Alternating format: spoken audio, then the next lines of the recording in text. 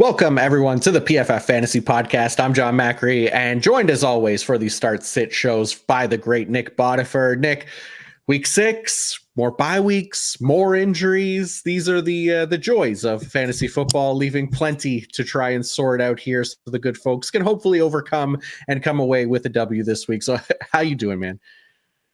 I'm great, John. How are you? Fantastic, buddy. Just fantastic. Thriving over here. Yep.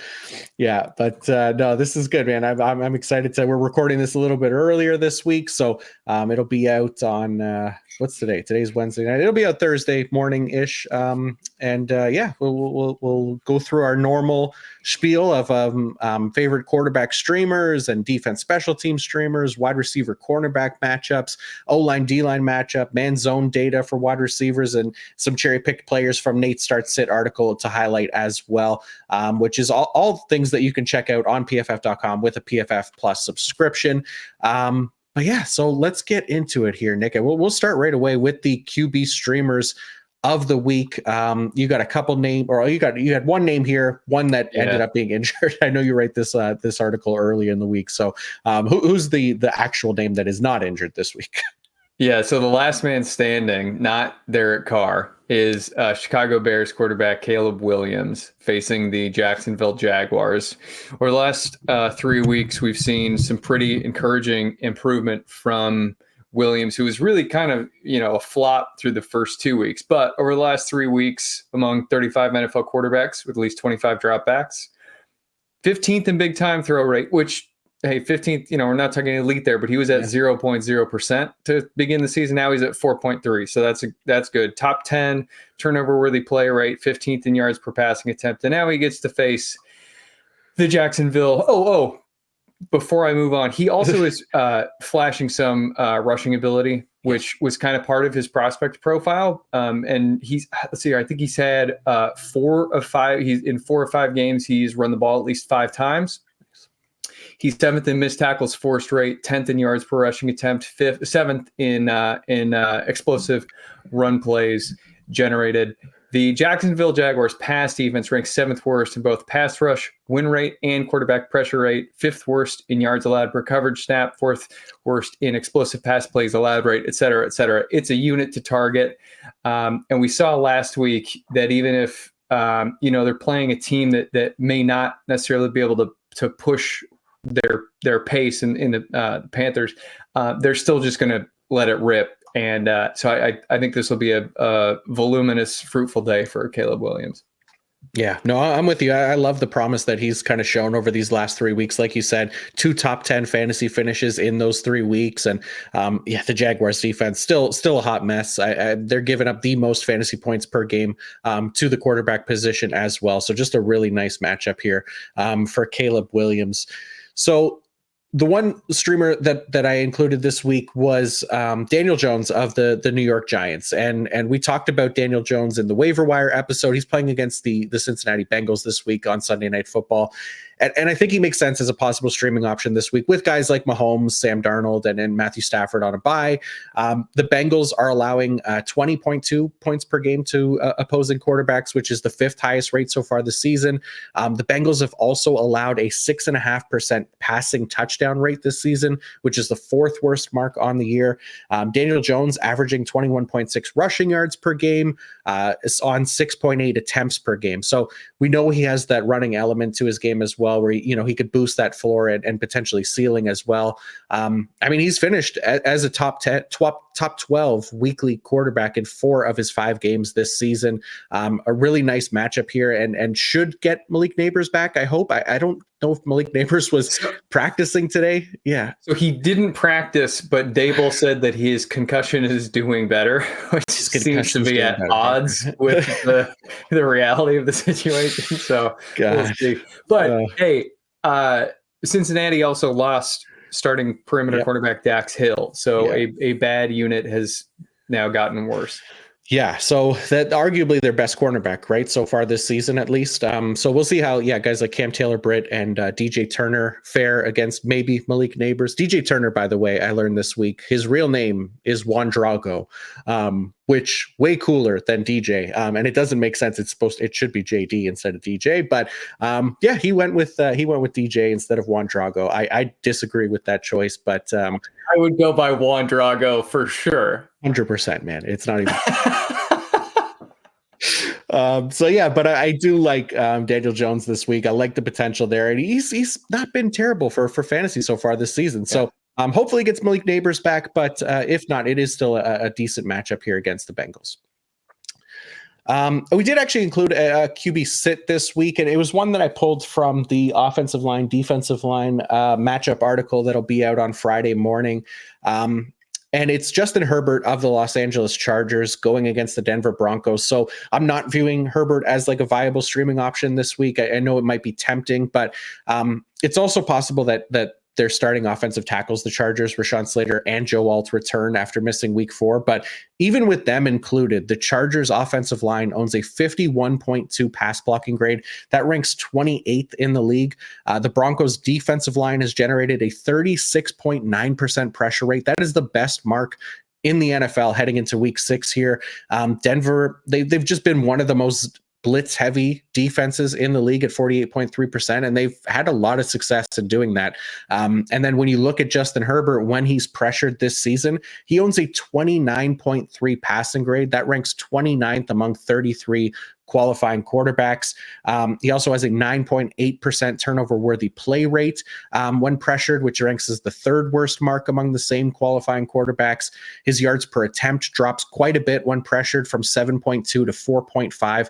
4.5 ranks 25th among 32 qualifying quarterbacks when pressured. And yeah, with just kind of like several starters here on a bye week, and me liking Daniel Jones, you like Caleb Williams, I like Caleb Williams as well. Herbert, like, he might be a tempting stream option, but the matchup just doesn't provide a lot of optimism for me that he'll be much more than what he already has been this season, which is to say, like, just a backup in single QB formats. Yep. Maybe next year they'll continue to build out the receiving core and everything, and maybe next year he'll be more of a consistent starter. But it's not in the cards for the foreseeable future. Yeah, it doesn't feel like it, right? It's just a different offense than what it's been with Jim Harbaugh at the helm there. And yeah, just not working out so far for Justin Herbert. But that doesn't mean there might not be players that we like in that offense. And I'll highlight one of them later on as well, who I do like quite a bit. But before we actually move on to that, I do want to give a quick shout out to our friends at DraftKings. TD, Tutty, taking it to the house, in for 6, whatever you call a touchdown. One thing's for sure, touchdowns matter more at DraftKings Sportsbook, an official sports betting partner of the NFL. On the ground, in the air, from the special teams or defense, we don't care how they score them. We want to bet on touchdowns, and DraftKings Sportsbook is the #1 place to bet touchdowns. Ready to place your first NFL bet? Try betting on something simple like a player to score a touchdown. Go to the DraftKings Sportsbook app and make your bet today. Ready to do a touchdown dance of your own? New DraftKings customers can bet $5 to get $200 in bonus bets instantly. Score big with DraftKings Sportsbook, the #1 place to bet touchdowns. Download the Sportsbook app and use code PFF. That's code PFF for new customers to get $200 in bonus bets when you bet just $5 only at DraftKings Sportsbook. The crown is yours. Gambling problem? Call 1-800-GAMBLER. In New York, call 877-8-HOPE-NY or text HOPE-NY 467-369. In Connecticut, help is available per problem gambling. Call 888-789-7777 or visit ccpg.org. Please play responsibly on behalf of Boot Hill Casino and Resort, Kansas. 21 plus age and eligibility varies by jurisdiction. Void in Ontario. Bonus bets expire 168 hours after issuance. For additional terms and responsible gaming resources, see dkng.co/ftball. All right, so let's get into the wide receivers now, Nick. And you got your wide receiver cornerback matchup article coming out, I guess Thursday, right? Is usually the day that it comes out. And we've highlighted the names that you've put in that article. So who is the first name on the top of your list here? Yeah, first one is sort of my dream scenario because it's Washington Commanders left wide receiver Terry McLaurin, and brilliantly the Baltimore Ravens have stuck Brandon Stevens on the defensive right side of the ball, so I don't have to go parse snap counts. I can just eyeball this and go, it's going to be 3/4 of the snaps at least that these two are facing each other, which is a welcome sight when you're under the gun here. Anyway, Terry McLaurin, a couple things stood out to me. One, so he's among 35 NFL wide receivers with at least 150 receiving snaps. He's 9th in yards per out run, only at 1.99, which is kind of shocking. For in previous years, I would bet ninth place would be closer to like 2.1 yards per out run, but just given the way that the run games have kind of exploded this season, passing efficiency is just a little bit down. So that did stand out to me. Now he's still top 10. So, hey, good for him. That's great. He's number 3 in deep target rate. He's number 6 in contested catch rate. He's going to have a good game here. Brandon Stevens, I think we could see him get a little bit exposed. He hasn't been all that good. He's outside the top 45 in yards allowed per coverage snap, per target, and explosive pass plays allowed rate. And that's despite seeing quite a few drops this year, drops or off-target throws. So he's already not doing great, and opposing quarterbacks are doing some of his job for him. So I think with what do you think, 2024 Offensive Rookie of the Year coming to town in Jaden Daniels, Brandon Stevens gets a little bit more exposed here. So I got McLaurin as a low-end wide receiver 1. Yeah, no, I love the call. I mean, it's been nice to see that kind of rapport building between Terry McLaurin and Jaden Daniels, right? We've been waiting for this for Terry to have a capable quarterback to get him the ball, and hopefully he just continues this year. And yeah, I'm with you. I like the matchup quite a bit. So you also have another young receiver here on the other side of things in this game. Who do you got for Baltimore? Yeah, Baltimore Ravens, Zay Flowers facing Washington Commanders number 2 perimeter cornerback Mike Sainristil. So what they're doing in Washington is they're having Benjamin St-Juste either shadow or nearly shadow the opposing X receiver. That's going to be Rashad Bateman or whomever they have. I don't know if Bateman's hurt or whatever, but it's going to be someone who's just doing cardio over there, which frees up Zay Flowers to go to work against the rookie. And when he's in the slot, going up against Noah Igbinoghene. I don't know if I'm saying it right. Igbinoghene, yeah. Okay, I always think of Ibogaine, the drug that Hunter Thompson said presidential candidate was on. But so, as you have taught me, the importance of zone and man coverage here, specifically with Zay Flowers, Washington primarily a zone coverage unit. Zay Flowers holds an 11 target edge over all Baltimore pass catchers when facing zone coverage units. He's got 25 targets. And among 32 NFL wide receivers with at least 105 receiving snaps against zone coverage, Flowers ranked 11th in yards per out run, 10th in explosive pass plays, 6th in both target rate and yards after the catch per reception, and ties for 2nd in missed tackles forced. That latter stat is a big deal here because the Washington secondary keeps missing friggin' tackles. Tied for 7th most in the NFL among secondaries facing wide receivers. And Sainristil he's doing okay for a rookie. Like I think that this guy can actually become a pretty decent player in the NFL, but 15 yards per reception, that's 51st among qualifying perimeter cornerbacks. And Ibogaine, I'm not going to try. He ranks is it dead last or second? Bottom 5 in targeted rate. He ties for 21st in yards allowed per coverage. Now he's not very good. So and I'll learn your name if you start playing better. But anyway, yeah, I like this one a lot for Zay Flowers. Yeah, no, I'm with you. And yeah, I like the zone coverage stats there as well. I highlighted him in the article, and Washington is one of those more zone heavy teams under Dan Quinn this year, and they're among the worst zone defenses as far as allowing first down plus touchdown rate at 36.1% and explosive play rate allowed at 16.4% when they're in zone. So they're bottom 10 in the league in those regards. So I definitely think Zay Flowers, who has been much better from against zone than man this season, could be in for a nice matchup this week. Nice. Yeah. For my last one, yeah, is that? Did you have anything else to add, or you want me to? No, that was it. Yeah, cool. Go for it. So building on your Daniel Jones suggestion here, I got Wan'Dale Robinson against Cincinnati Bengals veteran slot cornerback Mike Hilton.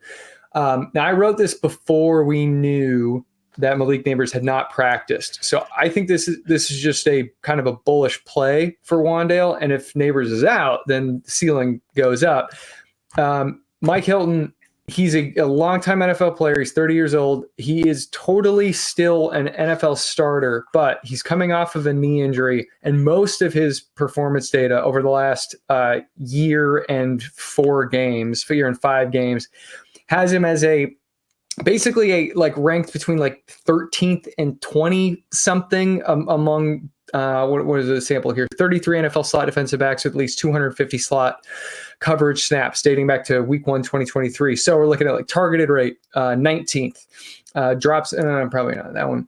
Explosive pass plays allowed rate, 17th. Explosive pass plays total, 21st. He's 15th in open target rate, just 29th in success rate. So he's still like belongs in a starting lineup, but he's no longer a big time difference maker. Wan'Dale Robinson, third among NFL wide receivers in total targets and fifth in first read targets. It's cool to see. I do think he's like kind of at his ceiling right now. It's just this. So efficiency wise, he's 14th in yards per hour run at 1.44. So he's not that efficient, but he's very good at getting open and catching the ball and then being tackled. And I think that he can do that probably 7 times this week. And I think he's a no-brainer wide receiver 3 here in this matchup.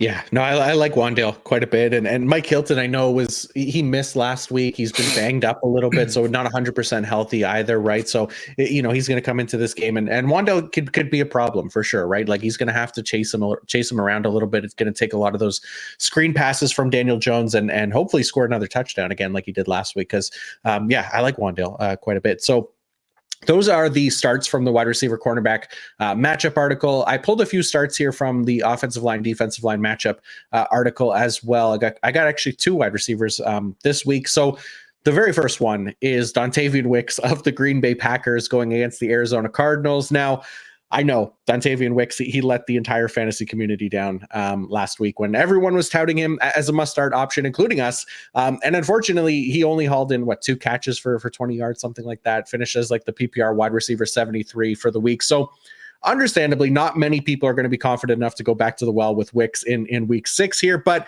there are still, I think, reasons to feel encouraged about his potential to be a fantasy starter, despite the poor showing in week 5. And starting with the matchup in the trenches, the Packers offensive line owns the best pass blocking grade in the league this season, allowing just a 21.1% pressure rate. That's among the 10 best marks in the league.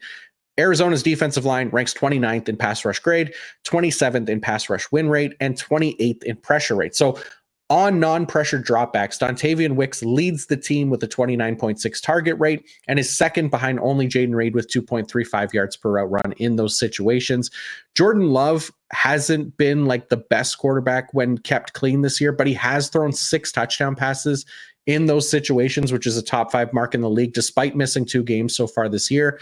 The Cardinals, looking at them, they also own the 3rd worst team coverage grade this season at 52.6. They're allowing 8.14 passing yards per attempt, which is also the 3rd worst mark in the league. I know Dontavian Wicks, he had the drops and stuff like that last week, and everything else kind of pointed to him, getting the targets and everything that he should have delivered on. But I think it comes this week. I'm ready to go back to the well and potentially be hurt again, but I'm fine trusting Dontavian Wicks for one more week because the numbers are encouraging for him.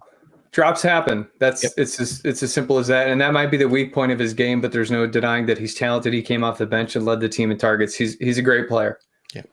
Yeah. And then the other player that I highlighted here, and this was another one like similar to you with Wan'Dale, I had Josh Downs of the Indianapolis Colts on here before I knew that Michael Pittman was going to be a potential IR candidate. But it still may feel fairly obvious considering Downs is coming off back-to-back weeks of like starter-worthy fantasy production. However, there's been some hesitance in kind of fully embracing him, like with the potential that maybe Anthony Richardson returns this week. But the encouraging markers to kind of trust Downs are pretty strong. His role, I think, in this offense specifically should kind of supersede that of a quarterback change. So Downs, to me, like watching him, he's kind of presented himself as like a quarterback friendly target out of the slot, could work the middle of the field, get open, make himself the primary option in this offense. And the Colts offensive line can allow that to happen. They own the 2nd best pass blocking grade at 82.7 this season. They're allowing just an 18.7% pressure rate, also the 2nd best mark in the league. You look at the Titans defensive line, they rank just 27th in pass rush grade this season, while generating the worst pressure rate on the year at 19.3%. So why that matters? Josh Downs owns an incredibly high 42.6% target rate on non-pressured dropbacks, which is not just the best for the Colts, but it is second best among all of the league's wide receivers behind only Cooper Kupp. Downs should continue, I think, to get plenty of looks while his quarterback is kept clean, whether it's Joe Flacco or Anthony Richardson, and keep his kind of fantasy value high here in week 6. And then just to add to that from the wide receiver man zone report as well, the Titans have played a league average rate of both man and zone coverages this season. They found much more success out of zone, where they rank second best in explosive play rate allowed, and second best in yards allowed per coverage snap, and best in first down per and touchdown rate allowed. Josh Downs ranks third among all wide receivers in fantasy points per route run versus zone coverage, and leading the Colts wide receivers in target rate by a significant margin, again, in facing zone at 41.5%. So if there's somebody that's going to overcome this difficult matchup, at least in the secondary for Tennessee, I think it's Josh Downs as the best bet to kind of overcome and put a nice performance together here for a third week in a row. All right, so outside of that, a few more of these starts, sits, starts, and they're just kind of some quick hitters from the wide receiver man zone report, and then we'll get into the sits as well. But again, quick hitters here. I'll lay them out quickly, and Nick, you let me know if you want to add anything in on these guys. But the first one that I highlighted was Michael Wilson of the Arizona Cardinals for going against the Green Bay Packers. Packers have played an average rate of zone and man coverages. They rank a bit below average in team coverage metrics, which includes their 41.5% defensive success rate, which ranks 24th, 7.7 yards allowed per coverage target, and a 55.6% defensive success rate in man, and allowing 8.8 yards allowed per coverage target also in man. So they've been below average in both defenses. Michael Wilson, though, has been the team's leader against zone coverage. That was consistent with him last year. He currently ranks as a top 35 wide receiver who have run at least 25 routes in fantasy points per route run versus zone. So I don't mind Michael Wilson as kind of a deeper play this week. The other name, Amari Cooper of the Cleveland Browns going against the Philadelphia Eagles. The Eagles have played a top 10 rate of man coverage so far this season, and they rank among the 5 worst man defenses in yards allowed per coverage target and first down and touchdown rate allowed. Amari Cooper's splits versus man and zone are kind of night and day, which led to concerns last week against Washington's zone-heavy unit, but the matchup looks more favorable this week against the poor man-heavy coverage unit of the Eagles this week. So Amari Cooper ranks outside the top 90 wide receivers in fantasy points per route run against zone, and inside the top 25 wide receivers in that regard versus man. So he's going to see a lot more man coverage this week. I think he could be in for a better game as kind of a flex option, as long as Deshaun Watson can be somewhat competent, which is going to be the hard part.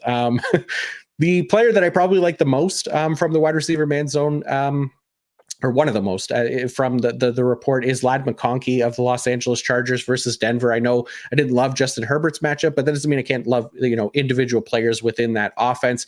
And the Broncos have been among the most man-heavy defenses this season. They rank just 27th in defensive success rate. They've allowed the 3rd highest completion rate while in man. And Ladd McConkey has been excellent against man coverage this season. He ranks 3rd among all wide receivers in fantasy points per run, 3rd in yards per route run, and 2nd in PFF receiving grade against man. So to me, he should be at least in a great spot to deliver another kind of starter-worthy fantasy performance in week 6, even if it doesn't necessarily boost Justin Herbert all that much. I think there's room for Ladd McConkey to still come through with a good game.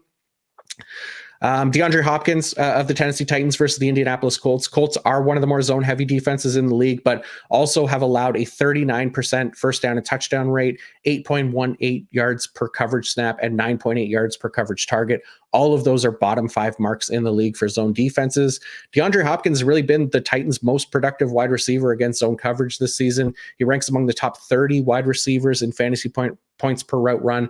No other Tennessee wide receiver ranks even in the top 75 in that regard. So DeAndre Hopkins kind of still stands out by himself. And then last, probably least, because it's a deep start here, it's De'Ami Brown of the Washington Commanders going against the Baltimore Ravens. So we know the Baltimore Ravens have played a top 10 rate of man coverage while ranking around average to slightly below average in their team coverage metrics like yards per coverage snap, yards per coverage target, explosive play rate allowed. And De'Ami Brown now ranks 6th among all wide receivers who have run at least 25 routes in fantasy points per route run and 7th in yards per route run versus man coverage. And he's earned a much better target rate compared to when facing zone as well. So stands out just kind of like a sneaky flex start in those deep leagues this week. De'Ami Brown's tough for me to get on board with just because he's burned me for years. And I mean, hey, maybe Jaden Daniels is this level of a talent evaluator or elevator. And if that's the case, like, more power to him. I do think the DeAndre Hopkins thing is like, he's got one knee and he's probably still going to get it done here regardless of who they start. They probably ought to start Mason Rudolph, but anyway, I do think he is a star. On to my sits. So first one up, and I hate this because I love this guy. New England Patriots slot receiver Demario Douglas. So he's going up against Houston Texans slot cornerback, which used to be a safety, but now they're listing it just as a cornerback. Anyway, Jalen Petrie. There are systemic factors here where this is the first week that we get the rookie quarterback, and we kind of talked about this for the first couple of weeks. Like, I personally really don't like the idea of waiting until the franchise is, the fan base is foaming at the mouth for a win, and then you force this rookie in there. But that's what we're doing. So they have to go start the rookie against a fairly decent defense, and we'll come back to the Houston Texans versus New England overall later in the show.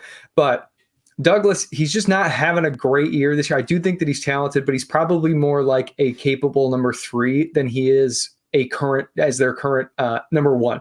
Anyway, among 31 NFL slot receivers with at least 55 slot receiving snaps, Douglas ranks 21st in target rate, 20th in deep target rate, 19th in yards per out run, and 18th in missed tackles forced per reception.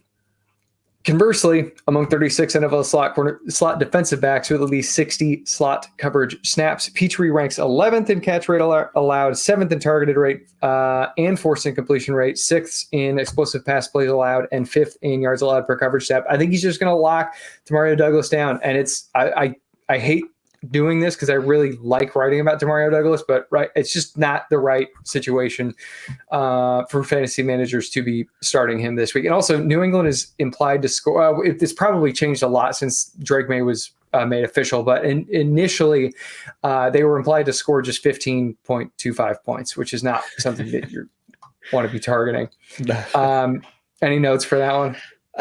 No, not well. I did have like a couple actually. Basically highlighting from the Man Zone report too. Like the Texans, that, like you said, they've been in a good defense. They played an above average rate of man coverage this season. That's been their strength. They have the highest defensive success rate while in man at 75%, and allowed the second fewest yards per coverage snap and the 4th fewest yards per coverage target while in man coverage.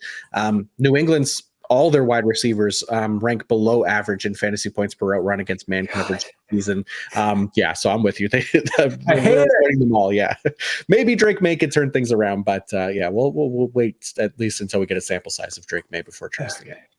All right, so next guy up here, Sir drops a lot. New York Jets number 1 receiver Alan Lazard versus Buffalo Bills perimeter quarterback Christian Benford. So Lazard, I mean, he's out there because of Rodgers, and good for Allen. Like, rock on.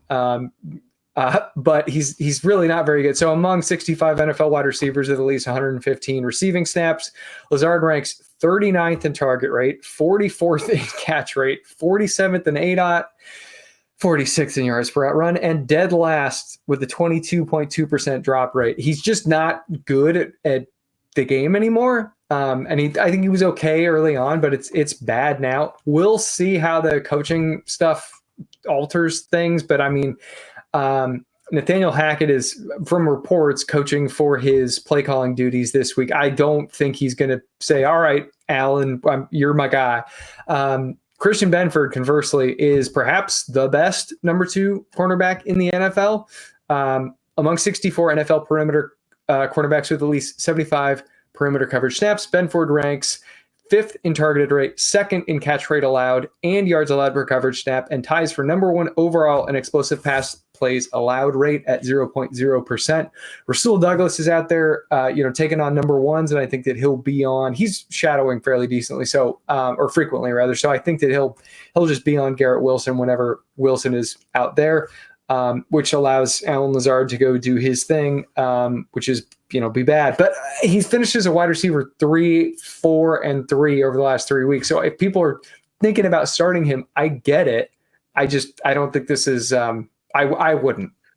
Yeah, no, it's not a great matchup all around. Like the Bills defense is pretty good. They're another one of those zone heavy defenses, but among the better ones in the NFL for sure. And despite all the injuries and stuff like that, but they did get a lot of players back and potentially get Taylor Rapp back. They got the rookie Cole Bishop filling in at safety as well, potentially getting Teron Johnson back as well. So just difficult defense to kind of play against, right? So who is the other wide receiver that you have in the cornerback matchup article? So Cincinnati Bengals slot receiver Andre Yoshevas against New York Giants Andrew Phillips. So Phillips is one of now 3 good players on the Giants, and it's a brutal. Deontay Banks goes back and forth with being good and bad, like on a weekly basis. But in terms of consistently good players, this rookie Andrew Phillips, he's going to be a household name. Among 36 NFL slot defensive backs with at least 60 slot coverage snaps, 4th in yards allowed per coverage snap, number 1 in yards allowed per coverage target, number 1 in explosive pass plays allowed rate, and 11th in catch rate allowed. The guy can play. Yoshevas, he can play too, but he's not an elite talent, 25th in target rate. Outside the top 25 in target rate, yards per out run, and yards after the catch per reception. Anyway, I think he's better than those numbers, but in this one, the number 3 receiver on the Bengals has to go face ostensibly in reality, the number 1 cornerback on the Giants. That is not a recipe for a high volume day from him. They're just going to funnel looks through Jamar Chase and T. Higgins on the perimeter. Don't start Andre Yoshevas this week. Yeah, no, I think that's fair. And I think too, like with Andrew Phillips, I think they were kind of easing him back in last week, right? Like they put Nick McLeod a little bit in the slot. Cordell Flott was playing outside, but I think, another week coming off the injury, I think there's a good chance that he's just going to be ready to go full-time snaps here. And he's definitely got the advantage over Yoshevas this week. So, one of the players that I highlighted here, so not I guess, I don't know if this is spicy or not, but Chris Olave of the New Orleans Saints, I have as an avoid this week going against the Tampa Bay Buccaneers. And this was another one from the O-line, D-line article. Well, there's a question mark at what these guys are going to do at quarterback. Well, Spencer Rattler at quarterback for the Saints this week. But it's not the only thing kind of holding back Olave's potential this week. I don't think the Saints offensive line owns the 2nd worst pass blocking grade on the season at 38.9. They're allowing a 33.8% pressure rate. That's tied for the 4th worst. Tampa Bay is the 2nd most blitz heavy defense in the NFL. That's led to an above average team pass rush metrics pretty much across the board. And even with Derek Carr at quarterback, Olave has earned just an 11.5% target rate on pressure dropbacks, which is 5th on his own team. And then on non-pressure dropbacks, obviously that target rate is 1st on the team, 25.9%, and then yards per route run, 2.69. But thinking there's going to be a lot of pressure this week coming from that Bucs blitz heavy defense. I'm expecting the Saints, whoever, Spencer Rattler, I keep saying whoever, but it was confirmed that it was Spencer Rattler at quarterback. Just trying to deal with Tampa Bay's frequent blitz attempts with, I don't think he's going to be able to deal with it as well as Derek Carr has been so far this season, because Derek Carr owns the best passing grade with a 79.1 against pressure this season, which is not necessarily something to bank on or trust as stable going forward, but he's performed well so far against pressure. And it doesn't necessarily mean that it'll hold up for the whole season when he's back, but I don't necessarily think that Spencer Rattler is going to be able to perform at the same level when he's under pressure, especially as a rookie. And then just a couple from the wide receiver man zone article as sits go. And one of them is Deontay Johnson of the Carolina Panthers. So the Falcons defense ranks among the top 5 in zone coverage rate, and they excel in those key zone coverage metrics, including allowing just 8.8 yards per reception. That's 3rd best in the league, 5.96 yards per coverage snap. That's 9th best, and a 12.1% explosive play rate allowed. That's 8th best. So top 10 as far as zone coverage metrics go, and they are playing a ton in zone, where Deontay Johnson just hasn't been as effective against zone coverage this season. He's done most of his damage against man, which is interesting, and only ranks around average in fantasy points per route run at 0.29 against zone. So a more difficult matchup. He hasn't really done a lot against zone. So I'm just kind of tempering expectations, I guess, for Carolina's wide receiver 1 this week. And then a group to avoid, I went with the Denver wide receivers. I mean, I know this is probably fairly obvious. Nobody really trusts this group as a whole, but the Chargers are another one of those zone heavy teams. They play the highest rate of zone coverage this season, and they rank among the 10 best zone coverage units in defensive success rate, yards allowed per coverage target, first down touchdown rate allowed. And the Broncos starting wide receivers have ranked below average in fantasy points per route run this season across the board. They're not in a great spot to outperform expectations in a difficult matchup this week. So Cortland Sutton, I guess, specifically being the one that people would be considering. I don't think that this is a good spot for him. Cool. All right. Before we go on, Nick, you got a couple quick hitters of your own talking about defenses to potentially take advantage of this week. Who do you got? Yeah, the pass run funnel report, as we're soon to be calling it. New York Giants versus Cincinnati Bengals, both pass and run defense funnel. We have seen what the Bengals offense is capable of doing. They're going to push the Giants' pace, which is great because Cincinnati defense can't do anything. You and I have already talked about Cincinnati's coverage woes. So looking through my notes where I've grown lost. Cincinnati's run defense averages a 4.58 yard average depth of tackle, the league's 8th deepest. What we just saw from Tyrone Tracy last week is extremely encouraging. If they're going to be without Malik Neighbors and that explosive presence in the offense, I don't know how they can go away from Tyrone Tracy. Because they don't have, I mean, I guess, okay, we could talk about Darius Slayton, but this to me looks like a matchup where we can be bullish on Tyrone Tracy, at least getting involved regularly. And it might still be that Devin Singletary comes back, although I don't think he practiced today. But it might be that he comes back and he is the lead guy. But I think it'll be difficult for Dable to justify like a sub 10 touch workload for Tyrone Tracy against a kind of a pushover run defense. On to the next one, Houston Texans at New England Patriots pass funnel. So New England Patriots defense continues to lose defenders. I think they're down 2 guys from the front 7, maybe 3. They could also be without both starting safeties. One of them is in legal trouble and the other one is injured. New England's pass defense ranks in the bottom 12 in yards allowed per coverage snap, success rate, and quarterback pressure rate among NFL teams. One specific point here regarding Dalton Schultz. New England notably allows 8.83 yards per coverage snap to opposing tight ends, the 3rd most in the NFL. On to the final one, Green Bay Packers versus Arizona Cardinals.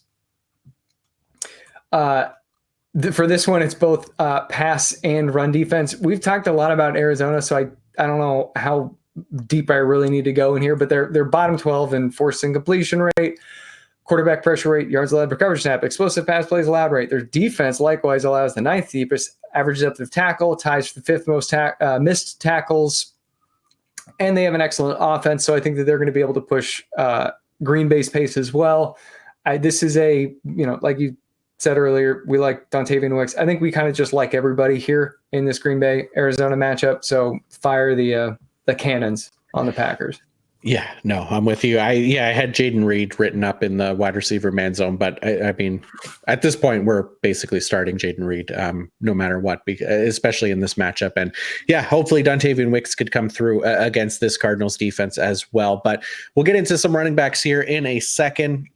But first, a shout out from LinkedIn Jobs. When you're hiring for your small business, you want to find quality professionals that are right for the role. That's why you have to check out LinkedIn Jobs. LinkedIn Jobs has the tools to help find the right professionals for your team faster and for free. LinkedIn isn't just the job board. LinkedIn helps you hire professionals you can't find anywhere else, even those who are actively searching for a new job but might be open to the perfect role. In a given month, over 70% of LinkedIn users don't visit other leading job sites. So if you're not looking on LinkedIn, you're looking in the wrong place. On LinkedIn, 86% of small businesses get a qualified candidate within 24 hours. Hire professionals like a professional on LinkedIn. Post your job for free at linkedin.com/PFFfantasy. That's linkedin.com/PFFfantasy to post your job for free. Terms and conditions apply. All right, Nick, let's talk some running backs here. And I think you'll be happy with the first choice from Nate's Start Sit article, because we went with Chase Brown of the Cincinnati Bengals going against the New York Giants. So important to note, like Zach Moss, he did double the snap count over Chase Brown last week, 45-22, a little bit over double. But it's also important to note that Moss only spent he did spend 9 of those snaps pass blocking, where Brown didn't have any. And Moss also only carried the ball 9 times compared to Chase Brown's 12. So there's more intention right now to give Chase Brown the ball when he's on the field, a lot more so than with Moss, which I think speaks to something that you've talked about a few times in the last few episodes, Nick, that Brown is just a much better running back than Zach Moss. And it seems like the Bengals are starting to realize that. Brown is also significantly more explosive as a runner, with a 22% explosive run rate compared to Moss's 9%. The positive to this is the Giants have allowed the highest explosive run rate in the league at 21%. So as the usage, kind of potentially shifts in the favor of Chase Brown, I think there's some decent potential here for Chase Brown as a starting option this week. What do you think? Yep, love it. Zach Moss also on high ankle sprain watch. He suffered the injury, left the field, bounced up and down on the sideline, and they put him back in, which may have been a mistake. So it's possible that Chase Brown just has this role all to himself this week. But even if Moss is active, he's just the better player, and we can continue to, hope that he siphons away 2-minute drill work and pass pro work and everything like that. But right now, I didn't know that about the explosive pass play or explosive run play rate. That's extremely exciting. This is a fun week. Yeah. I'm hoping we get to see some good Chase Brown stuff on Sunday Night Football. But then the next pick, also from Nate's article, doubling up on the Canadians this week, because Chuba Hubbard of the Carolina Panthers is going up against the Atlanta Falcons. Chuba Hubbard has dominated the team's rushing attempts this season, 58%. Miles Sanders is the next closest at 23% of the team's rush attempts. Hubbard's really looked good in that role. Like Dave Canales has even come out and praised him and instilled some confidence that he's going to have, this bigger role going forward. And he also owns the 7th best rushing grade this season at 83.0. He is the 6th best yards per carry, 8th best first down and touchdown rate, 6th best stuffed run rate, in that he's not getting stuffed at the line of scrimmage or behind.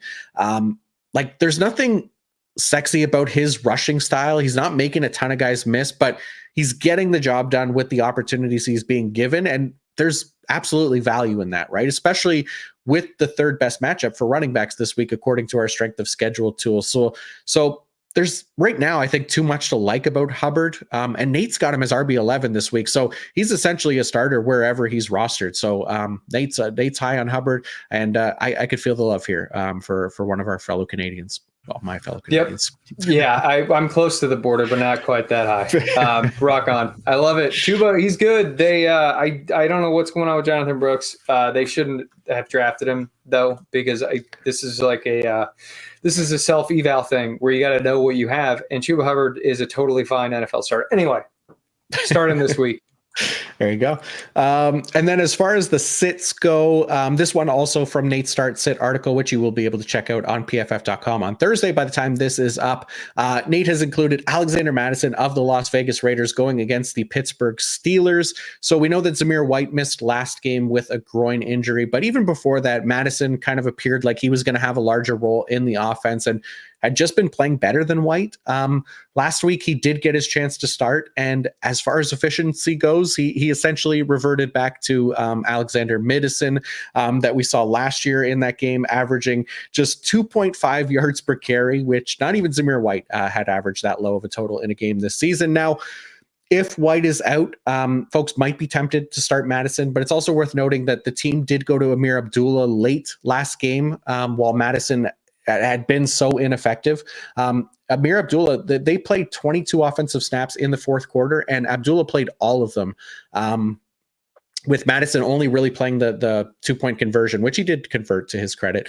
But it's not like the starters were pulled either, where, when Minshew came out of the game, Bowers was in there, the offensive line, Jacoby Myers, all those guys stayed in until the end. And just Madison came out in favor of Amir Abdullah. So you have the inefficiency concerns, the usage for Madison now is concerning, but you also have a poor matchup against the Steelers, who are allowing the third fewest fantasy points per game to the running back position. They're allowing the third fewest rushing yards per attempt at 3.7 and have allowed just one rushing touchdown all year, which is tied for the best mark. So I'm not falling into the Alexander Madison trap this week with or without Zamir White in the lineup.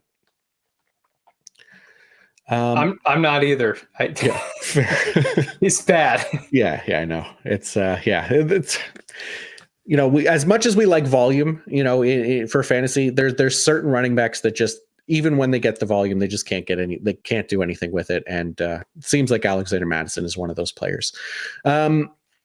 So one of the ones that I highlighted from the O-line D-line matchup article was Javonte Williams of the Denver Broncos. I have as an avoid this week, and Williams is coming off his best fantasy performance of the season in week 5. He finished as the overall PPR RB12 against the Las Vegas Raiders, who have allowed the 7th most fantasy points per game to opposing running backs. But Williams does face a more difficult matchup this week against the Chargers, specifically due to this disadvantage in the trenches. But the Chargers are allowing the 7th fewest fantasy points per game to the running back position as well. But looking at the trenches, the Broncos' offensive line has generated just 0.8 rushing yards before contact per attempt. That ranks 28th, while their overall run blocking grade at 61.2 ranks 26th.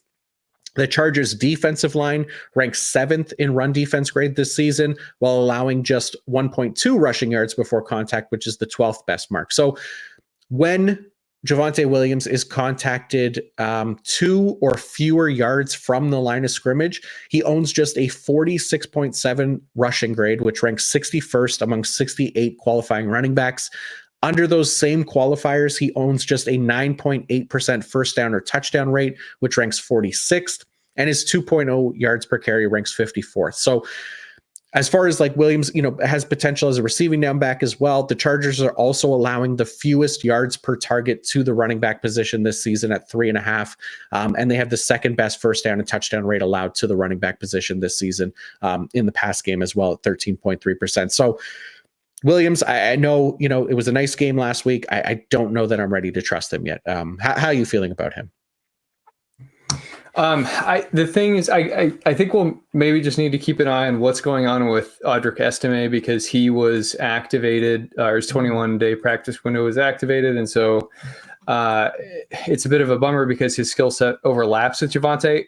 In terms of Javonte, I mean, he's their only thing. He's their only dance move, so to speak. Yeah. And so like he's going, I covered that game for Roto World last week, and at halftime there were 5 players who had 1 reception on, and then he had 5.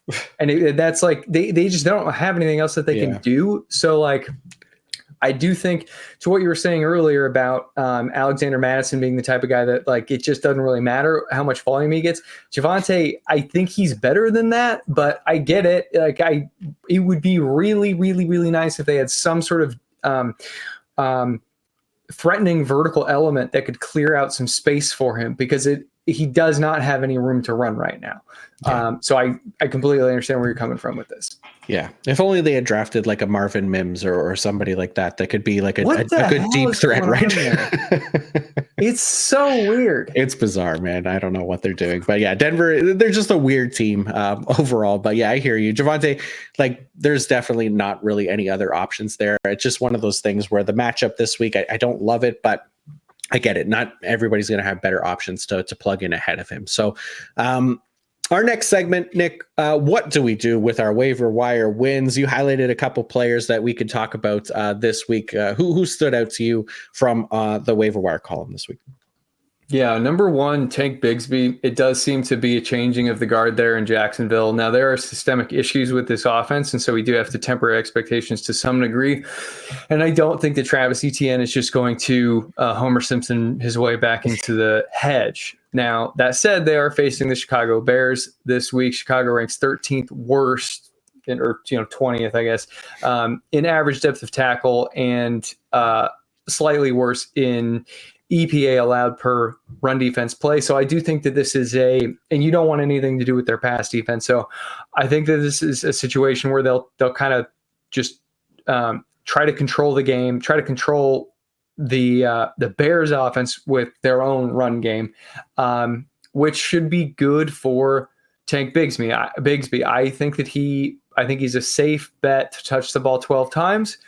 We'll see about more, but he should be efficient with those opportunities. He's had plenty of trapdoor days, where he fumbles or he gets leveled or whatever. So I don't fall head over heels for him, but I think that you can start him as a running back too if need be. Yeah, that's kind of how I'm looking at him, right? Like I'm looking at him as like maybe more of like a flex play type this week, but I do like him. And like you said, like the opportunity I think is still going to be there even with ETN in the game. And this was actually, I wrote about him in the O-line D-line matchup article. I just kind of saved it for this point because I knew we were going to talk about him. But the Jaguars offensive line has been pretty good. They've averaged or they've generated 1.5 rushing yards before contact per attempt. That's the 8th best mark in the league. The Bears defensive line is kind of on the opposite end of that spectrum. They've allowed 1.6 rushing yards before contact per attempt. That ranks 25th. And then you look at Bigsby, how good he's been. When you give him at least 1 yard rushing before contact this season, he owns a 91.3 rushing grade. That's the 5th best mark at his position. He's also averaging 11.5 yards per carry in those situations, which is the best mark in the league. He also adds 0.59 missed tackles forced per attempt in those situations, also the best mark in the league. So he's starting to cut into the goal line work as well, some short yardage work and early downs in that Jacksonville backfield. Like he could be, too good to kind of avoid this week. I think, at least try to get him into a flex is not a bad spot to be in if you want him off the waiver wire. All right, and then who else? We got another running back that you highlighted off the waiver list. Nick, who did you put? Yeah, so Tyrone Tracy, kind of forgot he was on here. So I already waxed poetic about him earlier. But the Cincinnati defense, nothing to write home about. They're kind of a pushover unit. And Tracy, he's interesting. I think we still have more to learn about him. So he's a 24-year-old rookie. He's averaging 5.3 yards per carry, which is a ton. But he's only forced 1 missed tackle. Now, is that because he's just blazing past people and they can't get a hand on him, or is he due for a little regression? I think it's more so that he's just fast as lightning and he's going to be able to produce efficiently in that playing style. Personally, I am comfortable starting him. If you're deciding between Tyrone Tracy and Javonte Williams, what are you doing? Yeah, see, I guess it depends, right? Like if Singletary is out this week, then I probably feel a little bit better about Tracy. I know that I think he was actually limited today on Wednesday in practice, Devin Singletary, so potentially trending in the right direction. But yeah, as much as I think I'm avoiding him kind of this week, at least for this week, right? Like I like Tyrone Tracy, but yeah, I think like just last week too, like the Giants had a surprisingly close game against Seattle. They had the luxury to run the ball more. They ran it 34 times in that game as a whole. That was a top 5 mark for the week.